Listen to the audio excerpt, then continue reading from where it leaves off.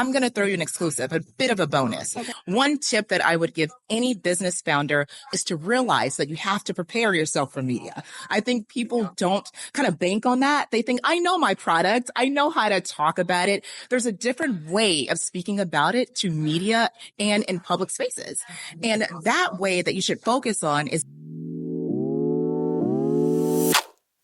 I'm Tatianna Mott here with Our Power Media at the Blackest Tech Conference 2024. We've got some really heartfelt interviews coming up with our panelists, with some guests. There's a pitch competition, anything that is Black in tech right here in Houston, Texas. Come on.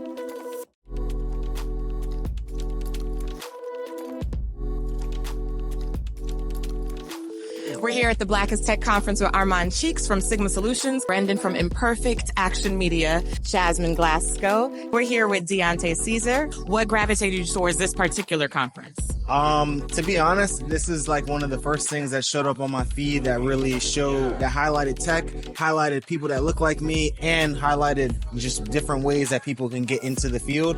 And I understand that everybody's journey into tech or whatever their career path is different. And that's something I'm definitely seeing being here. We help entrepreneurs get more exposure. We teach them about the importance of marketing and getting their message out there.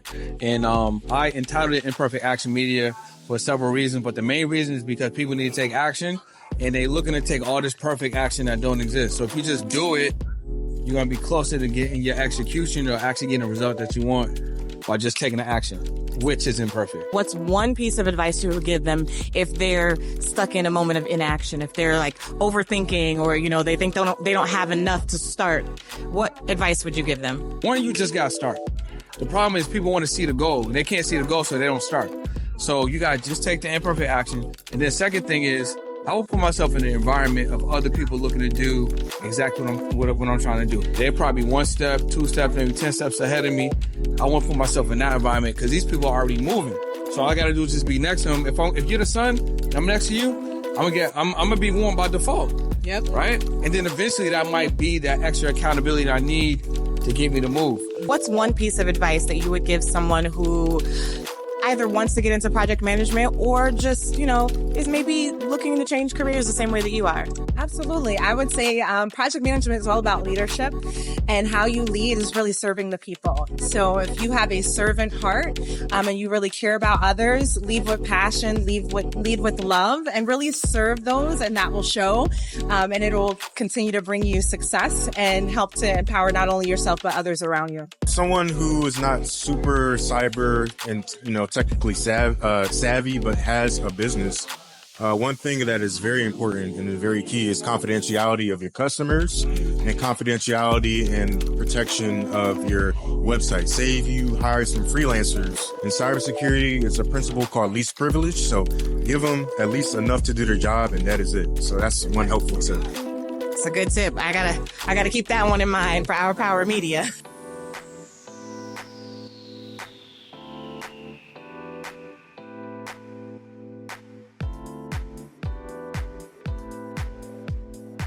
And what were some of your favorite connections? Give us like one or two of your favorite connections. You, first and foremost. Well, you know.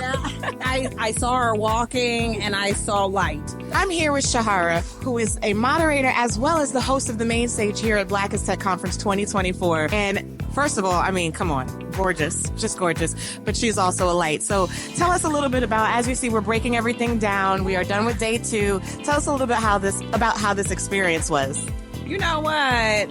Black is tech, and that is it purely. And I think that anytime Black professionals can come into a space, find like-minded people, be able to be empowered and equipped, I mean, it's really community, and that's exactly what Blackest Tech was all about. And I am so grateful to have had the opportunity to facilitate the community and the conversation on the main stage. I moderated a panel. And, you know, my company is called Speak House, and we're all about facilitating human connection. We're there to help create leaders who feel more authentic in the way that they communicate and the way that they show up. And this is a container. Black is Tech is a space for us to be authentic. We are here with Liberty Madison at the Black is Tech conference. She was the moderator, the host of the founder stage, as well as the pitch competition, which was awesome. She did a wonderful job, and we had some great winners. So let's talk about that for a little bit. So for the pitch competition, were there any tips or things that you learned as the host of that you will take into your own ventures, or that you would, want to share with the audience? Yes, absolutely. I think every year at Black is Tech, whenever we do the pitch competition, the number one thing that I want the audience to do is to listen to the pitches so that they can apply it to their actual life. Because on the founder stage, we're full of founders. We're full of founders and entrepreneurs. And the number one thing that we took away for this year was vulnerability and authenticity. And all of the judges continue to express the need for all founders to be vulnerable and authentic, whether they're raising money or whether they're pitching in a pitch competition. We are here with JT, also Joshua Taylor, and he is a director at a venture capitalist firm. So what brings you to an IT, a tech event? That's a great question.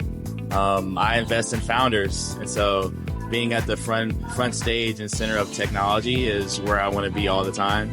So I go to a lot of conferences, always looking for that next great founder, and then everyone here could potentially work at a startup. I think our community, the Black community, has been behind in the startup ecosystem for multiple reasons, but we're seeing the first couple of generations of founders come out. So we're just getting started and taking these higher risks to have greater rewards for our community.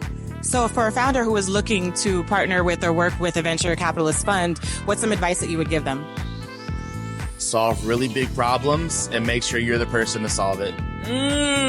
That's deep. Media in any form, whether it's a book, whether it's a podcast, whether it's a series, it impacts the world. And it drives trends, and technology drives trends. I'm going to throw you an exclusive, a bit of a bonus. One tip that I would give any business founder is to realize that you have to prepare yourself for media. I think people don't kind of bank on that. They think, I know my product, I know how to talk about it. There's a different way of speaking about it to media and in public spaces. And that way that you should focus on is being concise. Outside of being a concise speaker, be a storyteller. Tell a story, because the way that we work as humans, we remember a story. We can really adopt your product and your message, and we can act on your behalf from that point. So my last question for you then would be, when looking to reach out to someone like you, what route should someone go? Yeah, just be direct. Hey, I'm JT. This is what I'm building. I would love to get some advice from you. So as an old adage, if you ask for money, you get advice. If you ask for advice, you may get money. You may get money. So I think just be hungry, be scrappy, reach out a lot of times, and you'll get to the right people. And my last question for you, because you're awesome, so I want to get one more question in. But my last question would be, out of all the things that you got throughout this conference, all of the panels, all of the speakers, what's one gem that you will pass on to the viewers who couldn't have been here? You have to, when you are called to do something, show up in it, and you will be supported. You will get the signs. You will get the conversations. You will get the affirmation. You have to show up in the places that you are called. If there is an inkling, if there is an itch, if there is a, maybe I should, then boo-boo, maybe you should. Definitely you should. We're here with Mike Yates. He just finished teaching the AI Sandbox workshop here at the Black is Tech conference. So tell us a little bit about you and your story and your journey on how you got into tech. Yeah, so I'm basically a teacher who hated school. I grew up hating school right here in Houston. I loved technology though. So I just somehow, literally, I don't know how I fell into teaching, education, building tech at the same time. We built this amazing school called Alpha where we replace direct instruction with learning apps. Oh, cool. So that we can make more time in the school day for more interesting things. And so my last question for you is for any business owners or just everyday people that may feel a little overwhelmed by the idea of using AI. What's one thing that they can take away of like just, hey, this is how AI can help you? Yeah, I'll give you two. Okay. One of them is that AI is dumber than you think. Like you have to treat it like a child because it kind of is right now. We're in the dial-up internet phases of AI. So the faster you learn to be dexterous with AI and to be literate with AI, the better off you'll be in the future. And the second thing that's kind of related, but kind of its own thing, is that there's a bunch of pseudo experts out there right now that, like, quite honestly, they're them pretending to be an expert is making people feel bad or like slow to get to the technology.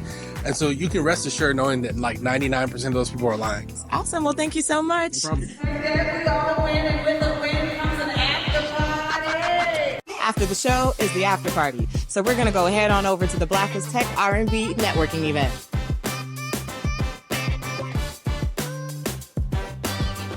And while we party on out, what were some of your favorite gems from the interviews?